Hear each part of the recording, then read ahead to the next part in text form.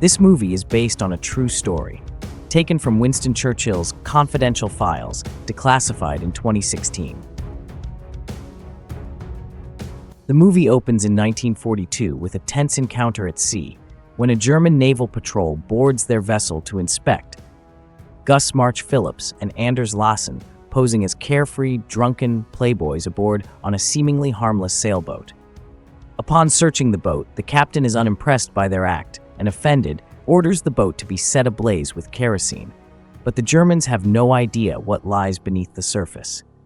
Hidden in the bowels of the boat is Henry Hayes, ready to strike. The moment the Germans discover Henry, he started shooting. In a flash, Anders slashes the throat of the German captain, and what begins as an inspection turns into a massacre.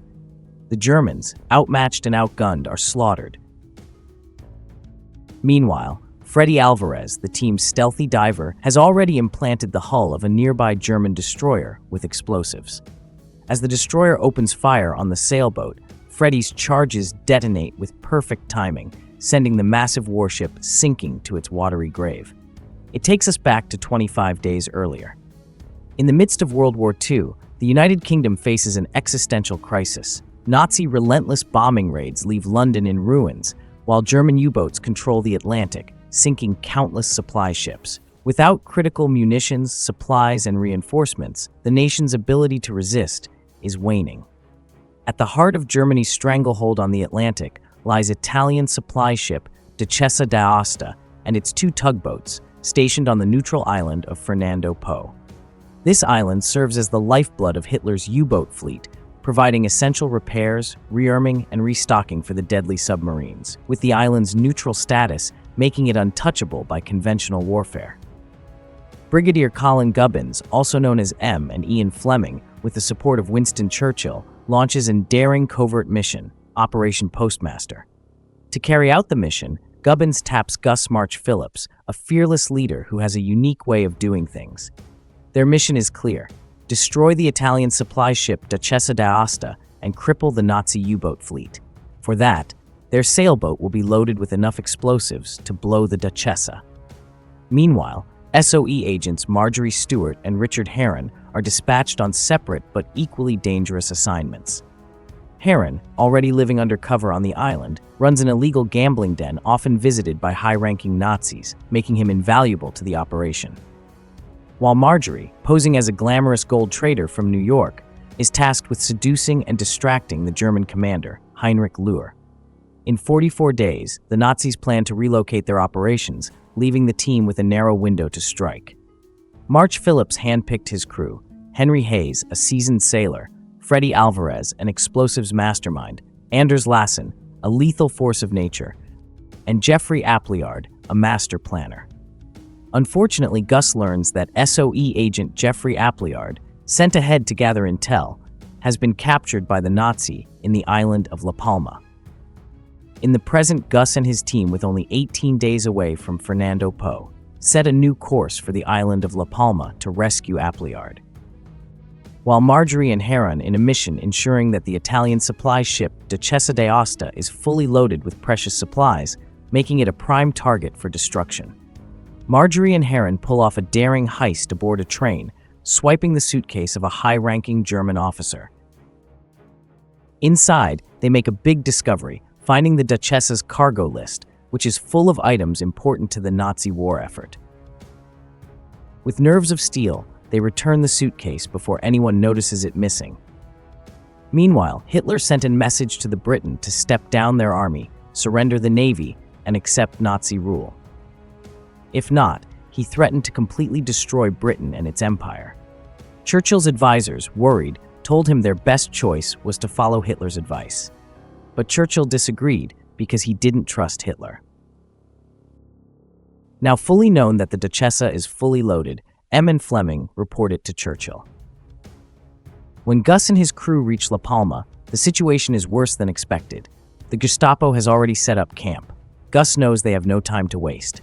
If the Gestapo takes Appleyard away, he'll be killed during the Nazi interrogation, and with him, the critical information they need for their mission.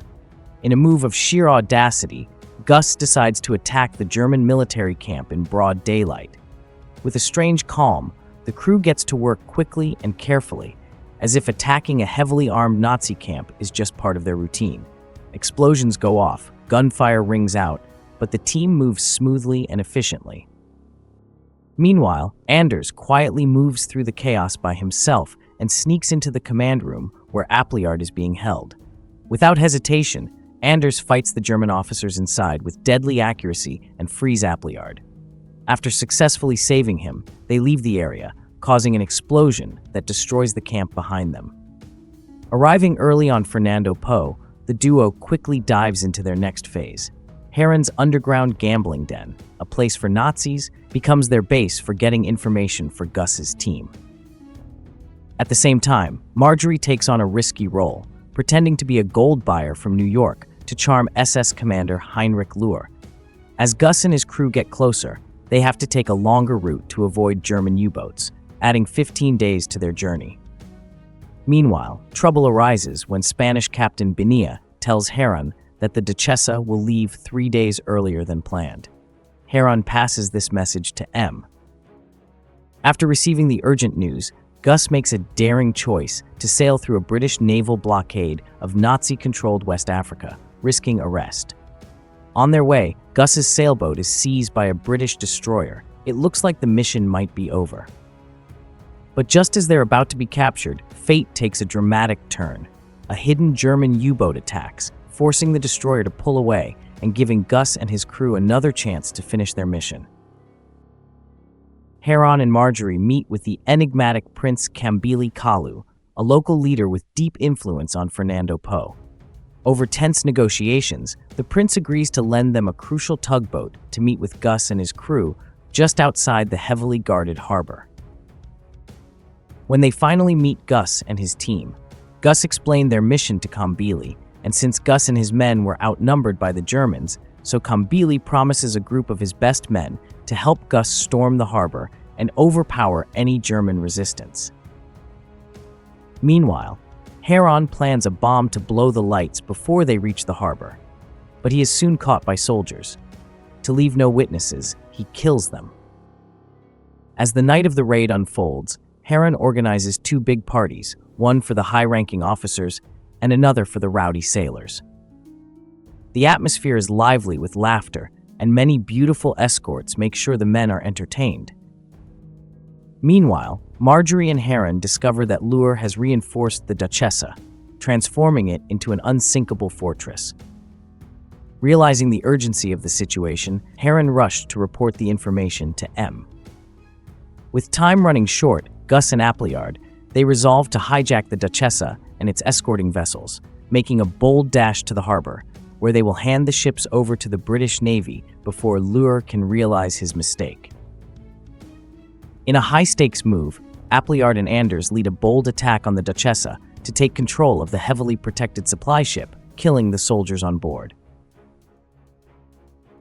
Meanwhile, Gus and Hayes head to the harbor to take out any remaining soldiers patrolling the area and to take the tugboats, preparing to tow the Duchessa in open water, while Freddie is busy planting explosives on the S-boat and the harbor's fuel supplies to create a barrier that will slow down the Germans. With the countdown ticking, Anders sets explosives on the ship's anchor. After seizing the ship and the tugboats, they explode the anchor to free the Duchessa. Meanwhile, during a performance, Löhr notices that Marjorie is Jewish, so he takes her to a private party without her knowing he knows her true identity. Just as chaos erupts, the fuel dump explodes, sending flames high into the air and lighting up the harbor. As the stunned sailors abandon their revelry to retaliate against the tugboats, Gus's crew, supported by Kambili's local fighters, stands their ground. In a fierce clash, they push back the attackers and successfully haul the Duchessa out to sea.